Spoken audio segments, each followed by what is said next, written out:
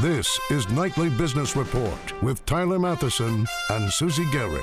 Brought to you in part by TheStreet.com, featuring Stephanie Link, who shares her investment strategies, stock picks, and market insights with Action Alerts Plus, the multi-million-dollar portfolio she manages with Jim Cramer. You can learn more at TheStreet.com/NBR. All-time high, the Dow Blue Chip Average has its first record close of the year as investors welcomed a further reduction in the Federal Reserve's stimulus. Number two, a new report says China will overtake the U.S. as the world's largest economy, and it's coming a lot sooner than you think. And developing app peel, what Facebook is doing to nurture an essential part of its long-term health, the development of apps to draw in users. All that and more tonight on Nightly Business Report for Wednesday, April 30th. Good evening, everyone. Wall Street ended April with one important record. The Dow, the blue chip index, is now at an all-time high, its first record close for 2014. The milestone came on a day when the Federal Reserve wrapped up its policy meeting, deciding to keep its key interest rate unchanged at 0%, and despite mixed reports about the U.S. economy. First, let's get those closing numbers on Wall Street. The Dow rose 45 points to 16,580. That's the new record, and the Dow is now fractionally higher for the month. The Nasdaq was up 11 points, but down 2% for April, and the S&P added 5 points and is also higher for the month. As for that data, economic growth in the first 3 months of this year was much weaker than expected, up just 0.1%, with the blame going to nasty winter weather. But there was some good news about jobs. Payroll firm ADP reported 220,000 private sector jobs were added in April. That's the most since November. Steve Leisman has more on today's Fed decision and what all those economic reports tell us about the state of the U.S. economy. Two reports ending in DP today, ADP and GDP, and they couldn't be more different. GDP was a real shocker at a just barely positive 0.1%. That compares to Wall Street's estimate of 1.1%. Consumer spending was up 3%, but a good portion of that was increased spending on health care as a result of the Affordable Care Act. Housing was down nearly 6% for the second lousy quarter in a row. Business equipment continues to disappoint, and government spending was down 0.5 point, failing to bounce back from the depressed numbers resulting from the government shutdown. Economists at BMO said the American economy virtually stalled early this year in the face of severe winter weather. One reason for optimism in the months ahead are numbers like ADP, the payroll company whose data is used to forecast the government jobs report this Friday for just the private sector. Those numbers continue to show good job growth in the economy. They saw private sector growth of 220,000 compared to an estimate of 210,000, and March was revised up by almost 20,000. Non-farm payroll estimate for Wall Street, 215,000 for the government report on Friday. Late in the day, the Fed seemed to take the GDP data in stride, blaming the slowdown, at least in part, on the weather, and following through on Wall Street's expectation to reduce its bond purchases designed to drive down interest rates. The Fed signaled more tapering ahead, while at the same time promising to keep short-term interest rates low for what looks like well into 2015. For Nightly Business Report, I'm Steve Leisman. Mohamed El-Arian joins us now with his analysis on the Fed and the economy. He's Chief Economic Advisor at Allianz. Mohamed, good to have you back with us. I want to get your reaction to a couple of things. You've got the economy basically flat in the first quarter. You have the Fed pulling back on its stimulus, something that worried a lot of investors, and yet the Dow sets an all-time high. What's not computing, if anything? So, Tyler, think of it this way. And today was a perfect example. The Fed is on autopilot. We pretty know what they're going to do. They're going to reduce by $10 billion at every meeting their QE3, and they are going to keep interest rates low and continue to encourage us to believe that interest rates are going to stay low for a long time. So the Fed is predictable. Markets like that. The markets also look at the economy and say, yes, we had a weak GDP number, but as Steve said and as Susie said, we had a good ADP number and we had a good business barometer number. So put these two things together, and what the markets see is basically a range-bound outlook, a lower volatility range-bound outlook. And what does that do? It encourages the market to leverage. It encourages the market to reach for yield and to reach for return, and pushes both the bond market and the equity market higher. But, Mohamed, first of all, nice to see you again. Glad you're back on Nightly Business Report. You've heard this. The new buzzword with policymakers is liftoff. They're talking about the time when they will raise interest rates. When do you think that'll be? And when that does happen, is that going to be good or bad for investors and for the economy? So nothing today suggests that we really are near liftoff. If you look at the poor GDP number, yes, business investment, weather impacted, was an issue, but also exports were an issue. And the rest of the world is simply not as buoyant. So we're not at liftoff, but neither are we at stall speed, right? So the Fed will stay as it is, and I don't suspect you're going to see interest rates hiked for quite a long time. Mohammed, is the withdrawal of stimulus in the form of the quantitative easing, is it a non-factor for equities and asset prices? No, it is a factor, but it's a factor whose impact will be felt later on. You know, at the end of the day, in delivering returns, lots of people are very short term. So when valuations keep on going up, when your return objective stays the same, and when you don't see the turn in valuations till much further down the road, you are tempted to stretch a little bit more. You are tempted to do that extra bit of leverage. And that's what we're going to see, and it's going to continue to do so. Hopefully, and this is really important, hopefully a better economy will validate these valuations. Right? The risk is it doesn't. But this is typical technical behavior when you tell people you're in a range-bound world and you give them high return objectives. Right, right. Let's look a little bit outside the United States. I'd like to get your thoughts on all these headlines we've been seeing about new sanctions, about Ukraine. How much does this concern you, especially if they get to be really serious sanctions? And also, you know, what's on your worry list? So if they get really serious, and let's define what we mean by serious.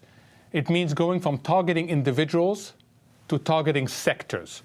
And if these sanctions hit finance and energy, then you can expect two things to happen. You can expect the Russian economy to start suffering really negative growth, which means it will trade less with Europe. And you can expect counter-sanction. You can expect them to take steps to limit the supply of energy to Europe. If that happens, so two big ifs, if that happens, you tip Europe into recession. And then the markets look at something very different. Right now, the markets are discounting this because it's in no one's interest to tip both Russia and Europe into recession. The problem is that every day the news out of Ukraine suggests that everybody's losing control of developments on the ground. Mohammed, your departure from PIMCO a few months ago was characterized by many as rather abrupt. Was it as abrupt as it seemed? And it certainly seems as though it became, in the aftermath, quite personal. I wonder whether there was a connection between how personal it became and the fact that PIMCO itself, corporately, has had a lot of outflow of capital over the past year. So two things first. Was it as abrupt as it seemed? And basically, why did it seem to get as personal as it did? So I can't speak to how it was viewed. I can tell you what it's like from my end. I spent 14 wonderful years there. I spent 6 years as CEO and co-CIO with one of the world's best investors. It was time for me to do something different. It was time for me to spend more time with my daughter, and it was time for me to have a portfolio of part-time activities as opposed to one full-time job. So the time was right, and what's wonderful, Tyler, is I leave behind a very strong firm full of talented people and full of great investors. And that's what matters ultimately for the clients. If you were still CEO, how would you deal with this $50 billion of outflows? Is there anything you could do? So you continue to do what you've been doing for years, which is deliver long-term value to clients. You continue to deliver thought leadership and the best client servicing. And that's what PIMCO does. So, you know, we have to remember that it took PIMCO 39 years to go from 0 to 1 trillion. It took PIMCO just over 3 years to go from 1 trillion to 2 trillion, right? So you've got to put this in a historical perspective. Mohammed, good to see you. You look well, you look rested, and we look forward to seeing you again soon. Thanks for having me on. Mohammed El-Arian of Allianz.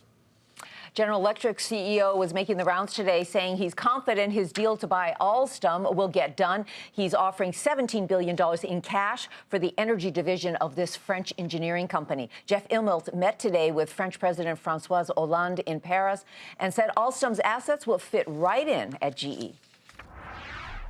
I think it's an acquisition that's very consistent with our execution skills, our ability to drive synergies.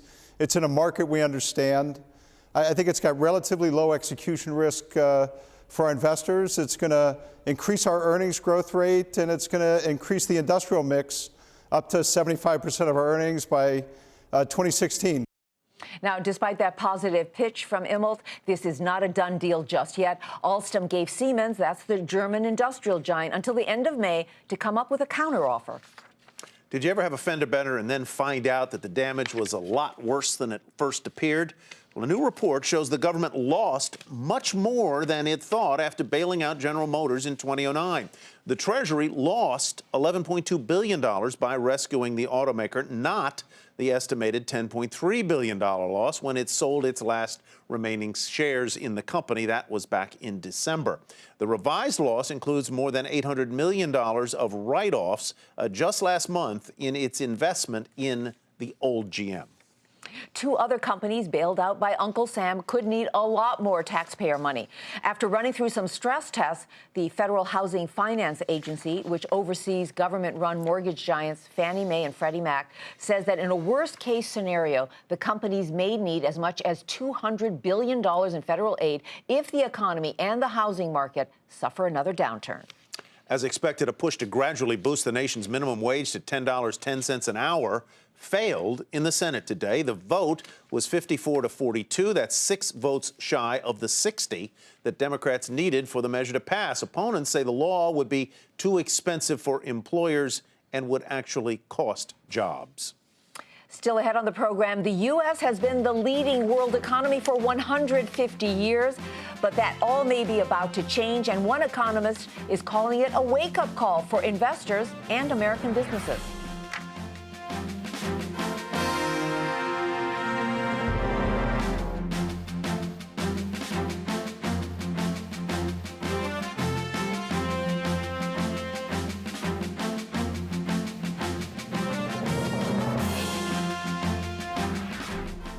The International Monetary Fund approves a $17 billion emergency rescue package for the Ukraine. The aid is designed to prevent a collapse of that country's economy. The loan was put together in a matter of weeks and was approved unanimously. Americans would like to see the U.S. pull back from the world stage. That's the conclusion of a new survey. In a big change from years past, the new NBC News Wall Street Journal poll shows that nearly half of those surveyed want the U.S. to be less active in global affairs, with only a fifth of the respondents hoping for more overseas engagement. This comes after the U.S. and European allies issued tough economic sanctions against Russia. Quick, what's the world's biggest economy? If you said the U.S., you are correct, at least for now. But a new report says that by one measure, the U.S. could lose that distinction to China sometime over the next year. Scott Cohn has more. China's economy may become the world's largest this year, passing the United States earlier than most expected. According to a new report, by 2011, China's economy was already 87% the size of the U.S., leading some experts to predict China will top the U.S. as the world's biggest economy by the end of 2014. BTIG's Dan Greenhouse says we shouldn't be surprised. With the number of people that are in China, there are about 1.3, 1.4 billion people compared to just 305, 310 million in the United States. They should have a much larger economy. Even though China's economy may soon outstrip that of the U.S., the average Chinese worker still only makes roughly $6,000 a year, while an average American makes nearly 12 times that. And that's not going to change anytime soon. China's been coming on strong for quite some time. U.S. businesses as well as world businesses are aware of that. But I don't think that even if we pass this particular benchmark, it's a tipping point. That doesn't mean that the U.S. can't still maintain its strength. And investors should also remember economic growth doesn't always translate into stock market returns. Even though they're growing 7% or more, and even though the economy is set to become the largest in the world, the stock market has effectively gone straight down for the better part of 5 years. While China's stock market may be struggling, there's no question China will be a growing force in the years to come. For Nightly Business Report, I'm Scott Cohn. Here now to talk more about China is Barry Bosworth. He's a former presidential economic advisor in both the Carter and Johnson administrations. He's currently an economist at the Brookings Institution. Barry, thanks for joining us. Let me first just ask you about this survey. Do you believe, does this one measure that they're looking at have legitimacy in your view that China will overtake the U.S. by the end of this year? Yes, I think it does. But people should understand it's a very complex calculation to make. There's a huge range of error in this. But the basic message is that there's a total economy. China is beginning to approach the size of the United States is correct.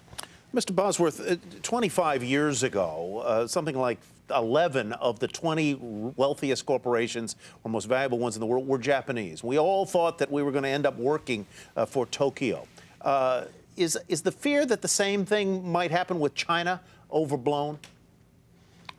Yes, I think so. But still, remember, fundamentally, I think China, it's a much bigger economy in the sense of there's a lot of people.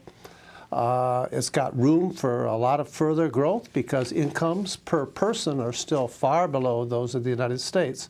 So I think it's inevitable as we look ahead.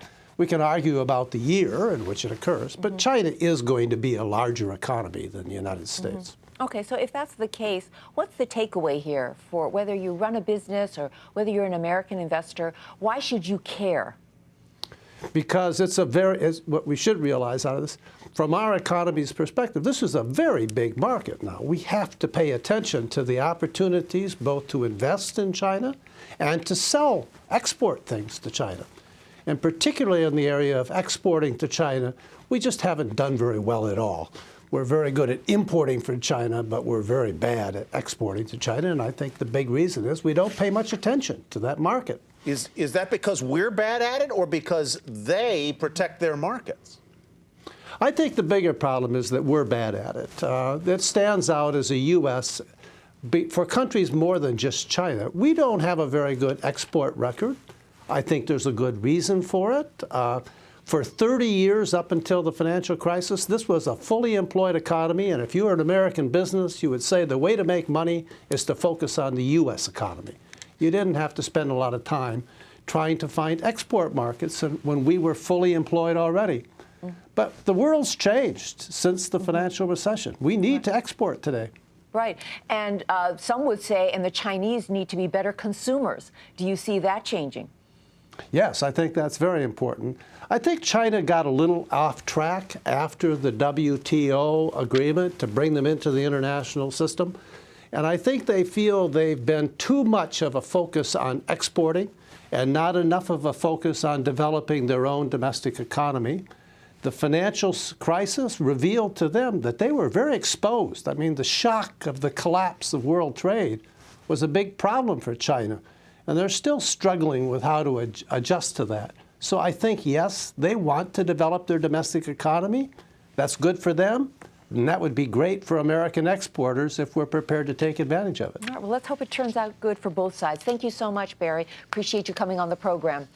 Barry Bosworth from the Brookings Institution. We begin tonight's market focus with a $6.8 billion power deal. Exelon will buy Pepco in a move to strengthen its operations on the East Coast. The combined businesses will have about 10 million customers, and it will create the biggest mid-Atlantic electric and gas utility. Shares of Pepco surged about 17.5% today to $26.76. Exelon fell 3% to $35.03. Energizer will split its company in two. It plans to separate its household products unit, which makes its batteries, and its personal care division, which includes brands like Schick razors, and it's going to do that, put them into two independent and publicly traded company. The company says it expects the separation to help it focus and to better allocate resources. Wall Street liked the news. Shares up 14% today to $111.69. Two oil companies raising their dividends. ExxonMobil's board increased its by 9.5% to 69 cents a share. That will be payable to shareholders in June. The move continues a 32-year record of upping its annual payout to shareholders. Chevron's board also raised the dividend there by 7% to $1.07 a share, and that too will be payable in June. ExxonMobil up about 1% to $102.41. Chevron fell just a bit. 125.52 was the close.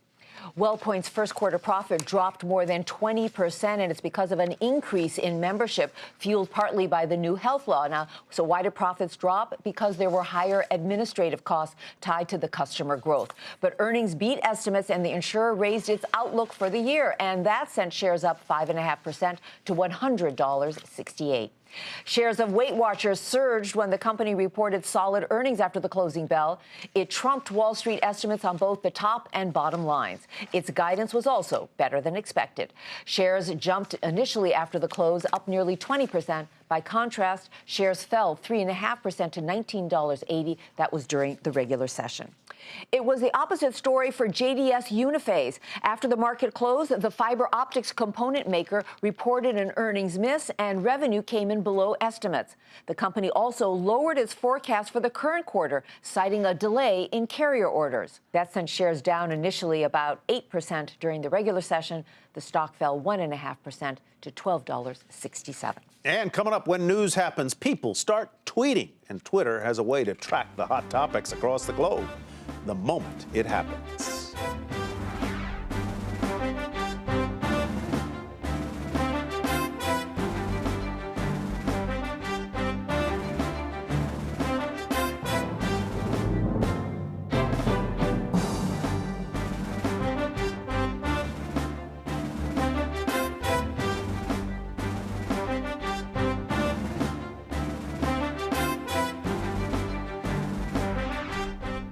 Facebook is on the offensive, rolling out some new features aimed at strengthening its lock on mobile users and helping advertisers target specific clients. Morgan Brennan has more.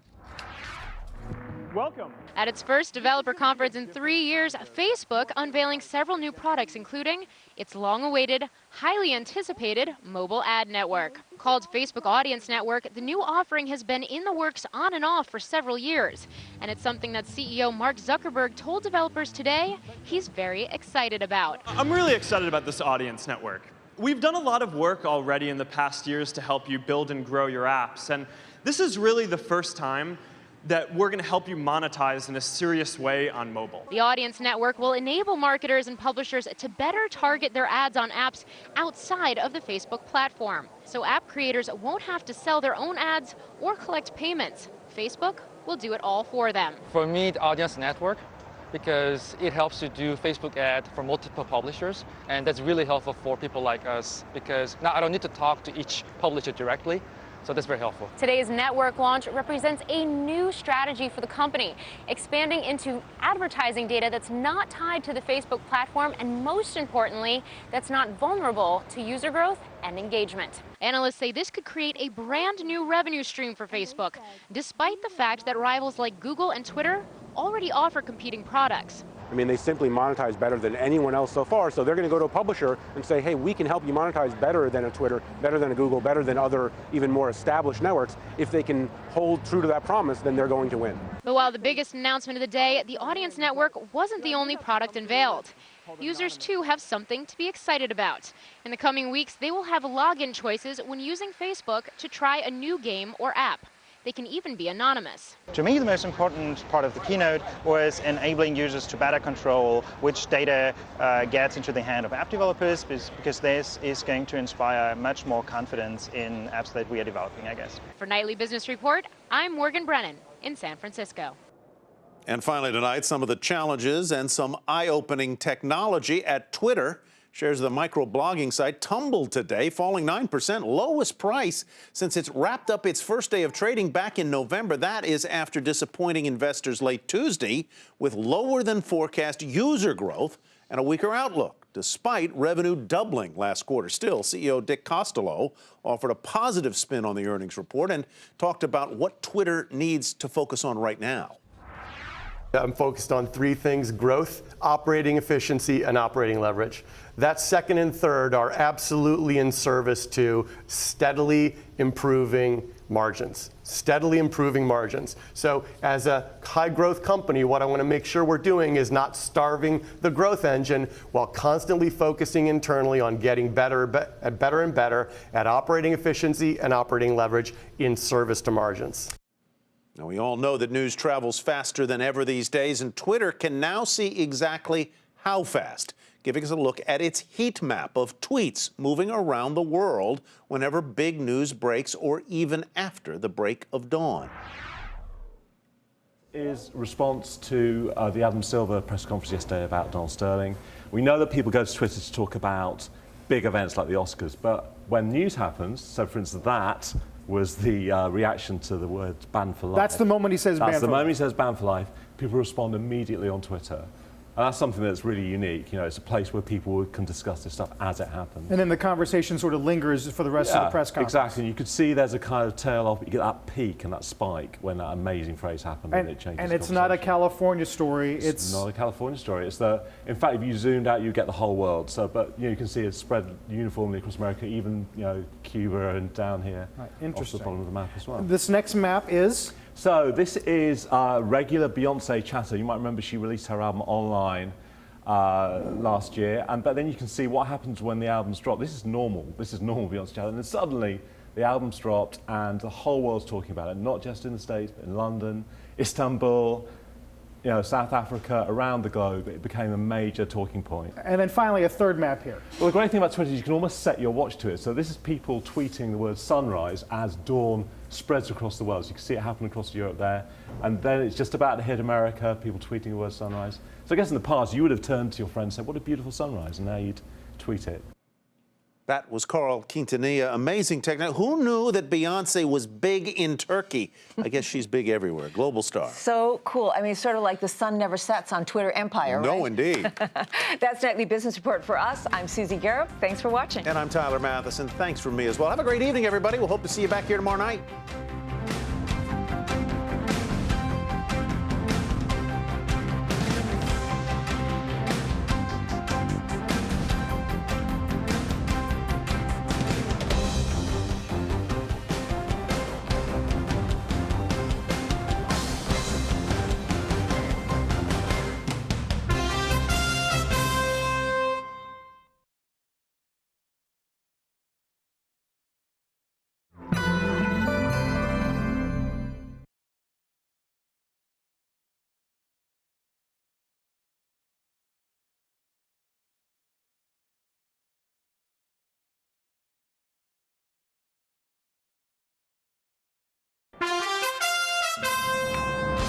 I'm Susie Garrett with the Nightly Business Report News Brief. Wall Street ended April with one important record, the Dow. The blue chip index is now at an all-time high, its first record close for 2014. The milestone came on a day when the Federal Reserve decided to keep its key interest rate at 0%. Stocks got a boost from a big jump in private sector hiring for April, 220,000 jobs, the most since November. The Dow rose 45 points to a record 16,580. The Nasdaq was up 11 points, but down 2% for April. The S&P added 5. Both the Dow and the S&P ended a fraction higher for the month. A bill that would gradually raise the federal minimum wage to $10.10 failed in the Senate. And Walmart has begun selling low-cost car insurance at its stores. Be sure to tune in to Nightly Business Report right here on your public television station.